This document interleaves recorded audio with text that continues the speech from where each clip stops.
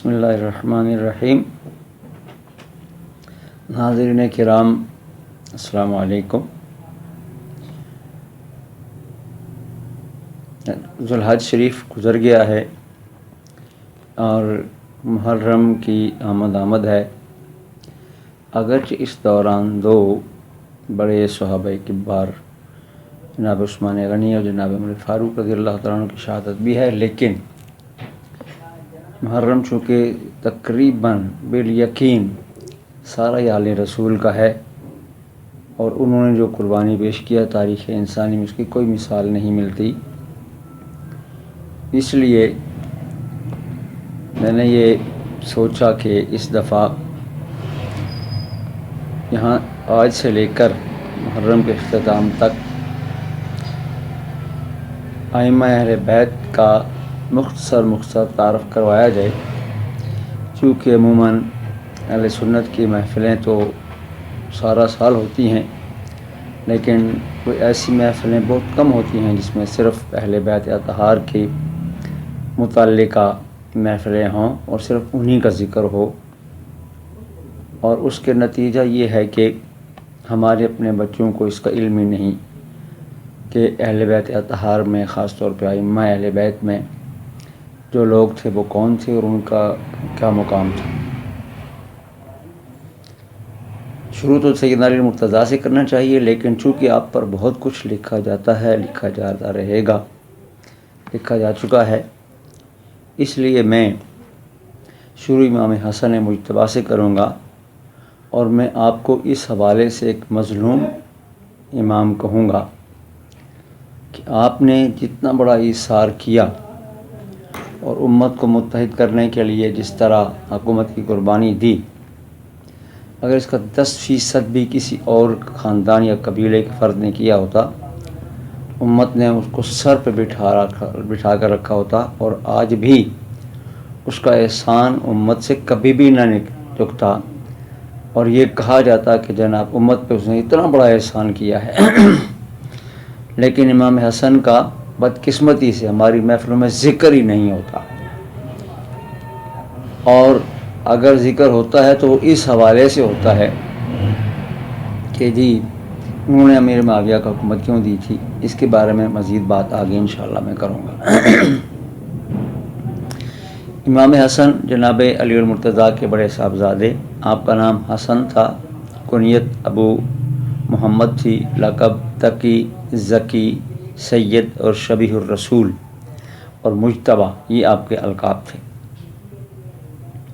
شبیہ الرسول آپ کو اس لیے کہا جاتا تھا کہ آپ شکل و صورت میں بالکل اپنے نانا جان کی تصویر تھے، بلکہ بعض اوقات یہ کہا جاتا ہے کہ جب نبی پاک کے وصال کے بعد صحابہ کو نبی کریم صلی اللہ علیہ وسلم کی زیارت کی یاد ستاتی تو وہ جناب علی کے گھر تشریف لے جاتے، امام حسن کو باہر نکالتے، ان کی زیارت کرتے، ان کی آنکھیں ٹھنڈی ہو جاتی تھی۔ آپ 3 ہجری کو مدینہ منورہ میں پیدا ہوئے اور 6 سال 4 ماہ اپنے نانا جان کی تربیت میں رہے، ان کو ملا کر 7 سال اپنی عظیم والدہ کی تربیت میں رہے، اور 37 سال آپ نے اپنے والد کی تربیت میں وقت گزارا، اور آپ کی پیدائش 15 رمضان شریف کو ہوئی۔ آپ نے 3 اعزازات بارگاہ رسالت سے حاصل کیے جو کسی اور کو حاصل نہیں ہیں۔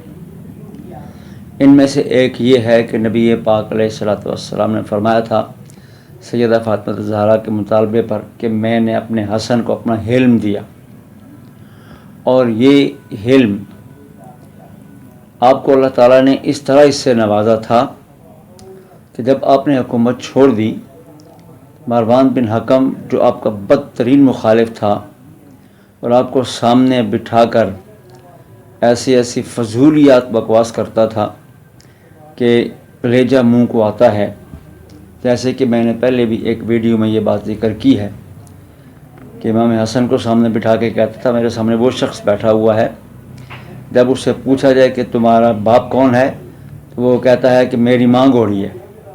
اس حد تک وہ بکواس کرتا تھا، لیکن امام حسن نے کبھی اف تک نہیں کی، اور جب آپ کا وصال ہوا تو یہ دھاڑے مار کے رونے لگا بدبخت۔ کسی نے کہا، امام حسین نے کہا کہ تم زندگی میں اس کو ستاتے رہے ہو ان کو، اور اب تم رو رہے ہو۔ انہوں نے کہا بخدا میں نے اس شخص کو ستایا جس کا حلم پہاڑوں سے بھی بڑا تھا۔ آپ کو حلم اللہ تعالیٰ نے عطا فرمایا تھا۔ دوسرا جو اعزاز آپ کو نبی پاک علیہ الصلوۃ والسلام کی بارگاہ سے ملا وہ سرداری تھی۔ آپ نے فرمایا کہ میں نے حسن کو اپنا حلم اور سرداری دی، اور فرمایا تھا کہ میرا یہ بیٹا ابن ھذا سید یصلح اللہ بہ بین الفئتین من المسلمین، کہ میرا یہ بیٹا سردار ہوگا، اللہ اس کے ذریعے سے مسلمانوں کی دو جماعتوں میں صلح کروائے گا۔ تو سید کا لقب امام حسن کو بارگاہ رسالت سے عطا ہوا، اسی لیے آپ کے آگے امام حسن امام حسین کی نسل سید کہلاتی ہے۔ جعلی سید بننے والے لوگ اپنے اس بات پر نظر کریں، غور کریں کہ نبی پاک نے فرمایا کہ وہ شخص ملعون ہے جو اپنے باپ کو تبدیل کرتا ہے، چاہے وہ کتنے بڑے خاندان میں اپنے آپ کو شامل کرے، لیکن لعنتیں اس کے اوپر برستی رہیں گی۔ اس کا مطلب یہ نہیں ہے کہ خانوادہ سعادات میں شامل ہو کر آپ اس لعنت سے بچ جائیں گے۔ تو دوسرا جو اعزاز آپ کو ملا وہ تھا سید ہونا، یعنی سرداری۔ اور تیسرا جو اعزاز آپ کو ملا وہ یہ تھا کہ اللہ تعالیٰ ان کے ذریعے سے مسلمانوں کی جماعتوں میں صلح کروائے گا، یعنی آپ جامع امت ہوں گے، ایک دفعہ پھر بکھری ہوئی تباہ شدہ امت کو ایک دفعہ پھر آپ جمع کریں گے۔ چنانچہ آپ نے حکومت چھوڑ کر امیر معاویہ کو دے کر امت کو ایک دفعہ پھر جمع کر دیا تھا۔ یہ الگ بات ہے کہ بعد میں امیر معاویہ کے بعد ان کے بیٹے نے جو حرکتیں کیں اور امت کو ہمیشہ کے لیے تباہ برباد اور تقسیم کر دیا، اس سے امام حسن کی قربانی بھی ضائع ہو گئی اور امت آج تک اکٹھی نہیں ہو سکی۔ اس طرح یہ کہ امام حسن کا جامع امت جو ایک بڑا اعزاز تھا، یہ آپ کو بارگاہ رسالت سے نبی پاک علیہ الصلوۃ والسلام نے عطا فرمایا تھا۔ آپ کو کے ساتھ نبی کریم صلی اللہ علیہ وسلم کو بے حد محبت تھی۔ ایک دفعہ ایسے ہوا کہ آپ ان کو کندھے پہ بٹھا کے اکثر ادھر ادھر جایا کرتے تھے، آپ ان کو لے کر بازار میں چلے گئے۔ ایک شخص نے دیکھ کر کہا کہ لڑکے تمہاری سواری کتنی اچھی ہے، تو آپ نے فرمایا کہ تم نے سوار نہیں دیکھا کتنا اچھا ہے۔ اسی لیے آپ کو راکب دوش نبوت کہا جاتا تھا۔ مولانا احمد رضا خمبری رحمۃ اللہ علیہ نے کہا ابو حسن مجتبیٰ سید الاسخیاء، راکب دوش عزت پہ لاکھوں سلام۔ اور پھر یہ کہ آپ کی عادات میں بہت ساری چیزیں ہیں جن کا کہ ذکر کرنا اس چھوٹی سی ویڈیو میں ممکن نہیں۔ آپ کی ایک عادت یہ تھی کہ نماز بے انتہا خشوع و خضوع سے پڑھتے تھے، خوف زدہ ہو جاتے تھے نماز پڑھتے ہوئے، اور جب قرآن پڑھتے تو یا ایھا الذین آمنوا جہاں کہیں بھی آتا تو لبیک اللہم لبیک کہتے کہ مجھے خدا بلا رہا ہے اور میں اس کے سامنے اپنے آپ کو پیش کروں۔ یہ آپ کی عادات اور آپ کی سخاوت کا یہ عالم تھا۔ ایک دفعہ آپ کے سامنے ایک شخص نے یہ شکایت کی کہ میں بے حد مقروض ہوں اور بچوں کا گزارا بھی مشکل سے ہوتا ہے۔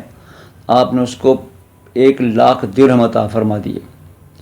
ایک اور شخص نے شکایت کی، ناداری کی، تو آپ نے اس کو 50,000 اشرفیاں سونے کے سکے عطا فرمائے، اور جب وہ اسے نہیں اٹھائے گئے تو اس نے ان کو اٹھانے کے لیے مزدور کیے، تو آپ نے اپنی جیب سے ان مزدوروں کی مزدوری بھی ادا کی۔ اور بعض اوقات آپ سے پوچھا جاتا ہے کہ جناب بعض اوقات تو آپ فاقہ برداشت کر کے پھر بھی لوگوں کو دینا نہیں چھوڑتے، تو آپ ایسا کیوں کرتے ہیں؟ فرمایا میں خود محتاج ہوں اللہ کا، تو مجھے شرم آتی ہے کہ میں کسی محتاج کو اپنی بارگاہ سے واپس لوٹاؤں۔ میں بھوکا رہا ہوں یہ اور بات ہے، لیکن میں ان کو واپس بھوکا نہیں لوٹا سکتا۔ اس کے علاوہ یہ کہ اللہ تعالیٰ نے آپ کا نام خود رکھوایا۔ جب سیدہ فاطمہ الزہرا سلام اللہ علیہا کے یہاں آپ کی پیدائش ہوئی تو جناب علی سے پوچھا تم نے اس کا کیا نام رکھا ہے؟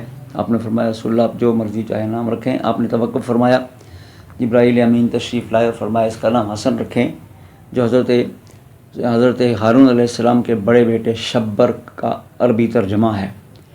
اور پھر امام حسین کا نام حسین رکھا گیا، جو ان کے چھوٹے بیٹے شبیر کا عربی ترجمہ ہے، چونکہ نبی پاک نے جناب علی سے کہا تھا کہ علی میرے ساتھ ایسے ہی ہے جیسے ہارون موسیٰ کے ساتھ ہیں، البتہ میرے بعد نبی کوئی نہیں ہے۔ تو بہرحال آپ کا نام حسن یہ اللہ تعالیٰ کے حکم سے رکھا گیا۔ اور اس کے بعد آپ نے جب حکومت آپ کو اللہ تعالیٰ نے عطا فرمائی امام جناب علی مرتضیٰ کے بعد، تو 6 مہینے اور کچھ دن آپ نے حکومت کی۔ امیر معاویہ نے حسب سابق جیسے جناب علی کے خلاف آپ نے خروج کیا تھا، اسی طریقہ سے امام حسن کے خلاف بھی خروج کیا، تو آپ نے حکومت ان کو سپرد کر دی اور امت میں اختلاف اور انتشار اور خون ریزی سے اپنے آپ کو بچا لیا۔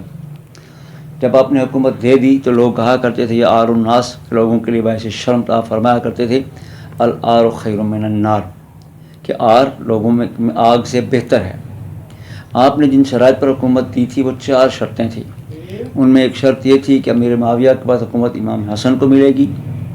دوسرا یہ کہ جناب علی کے دور کے متعلق عراق اور حجاز وغیرہ کے صوبے جو جناب علی کے حمایت میں تھے، وہ ان کے کسی آدمی سے کوئی پوچھ گچھ نہیں ہوگی۔ تیسرا یہ تھا کہ امام حسن کے قرضے امیر معاویہ ادا کریں گے، اور چوتھا یہ تھا کہ اہواز کے صوبے کی آمدنی امام حسن کے لیے وقف رہے گی۔ امام حسن کو اللہ تعالیٰ نے مردانہ وجاہت کا ایک شاہکار بنایا ہوا تھا۔ آپ بہت حسین و جمیل تھے، اور اللہ تعالیٰ نے آپ کو بہت خوبصورت بدن اور خوبصورت چہرہ بھی عطا فرما رکھا تھا۔ اور اس کے ساتھ آپ کی ایک بڑی خصوصیت نبی کریم صلی اللہ علیہ وسلم نے بیان فرمائی تھی۔ آپ نے فرمایا تھا کہ میرے حسن کے جسم کے ساتھ جس کا بھی جسم لگ جائے گا وہ جہنم کی آگ سے بچ جائے گا۔ اسی وجہ سے بہت سارے لوگ اپنی بیٹیوں کا نکاح امام حسن کے ساتھ کر دیتے تھے، اور آپ ان کے ساتھ نکاح کرنے کے بعد ان کو چھوڑ دیتے تھے، چونکہ اتنے عورتوں کی ان کو ضرورت نہیں ہوتی تھی۔ لیکن جس خاتون کے ساتھ آپ نے ایک دفعہ نکاح کیا، اس نے دوبارہ کبھی زندگی میں کسی اور شخص کے ساتھ نکاح نہیں کیا۔